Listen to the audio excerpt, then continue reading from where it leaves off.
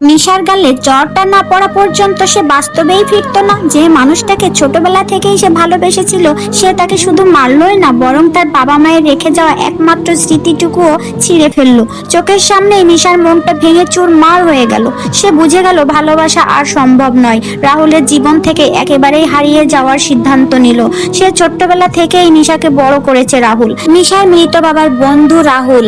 নিশার বাবা মা দুজনেই বিমান দুর্ঘটনায় মারা যায়। অসহায় মিশার বাবার বন্ধু রাহুল বাড়িতে এনে ভাতিজির মতো করে বড় করে, কিন্তু সময়ের সাথে সাথে না বুঝে মিশা মনের অজান্তেই রাহুলকে ভালোবেসে ফেলে।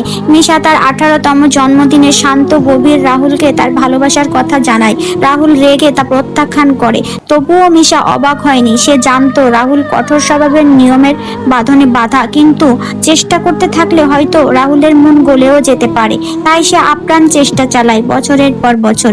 প্রতিটা জন্মদিনেই মিশা সাহস জুগিয়ে ভালোবাসার কথা জানাতো, আর প্রতিবারই রাহুল মৃদু হাসি দিয়ে তাকে ফিরিয়ে দিত। কিন্তু 23তম জন্মদিনে রাহুলের প্রথমবারের মতো একটু আশা দেখালো।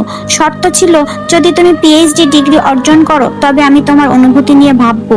এই কথাটাই হয়ে উঠলো মিশার জীবনের সব থেকে বড় অনুপ্রেরণা। সে প্রাণপণ পড়াশোনা করলো আর সে ডক্টরেট ডিগ্রি অর্জন করলো। সে এমন করেছে শুধু রাহুলকে চমকে দেওয়ার জন্যই। সেই রাতেই সুন্দর এক নাইটি পরে অপেক্ষা করছিল রাহুলের জন্য, আর ভাবছিল আজই হবে সেই বহু প্রতীক্ষিত রোমান্টিক মুহূর্ত। কিন্তু যা ঘটলো তা সে কল্পনাও করেনি। রাহুল ঘরে ঢুকলো আর একজন নারীর হাত ধরে। সেই মুহূর্তেই নিশার সব স্বপ্ন বিশ্বাস ভেঙে চুরমার হয়ে গেল। পরবর্তী পার্টের জন্য লাইক করো।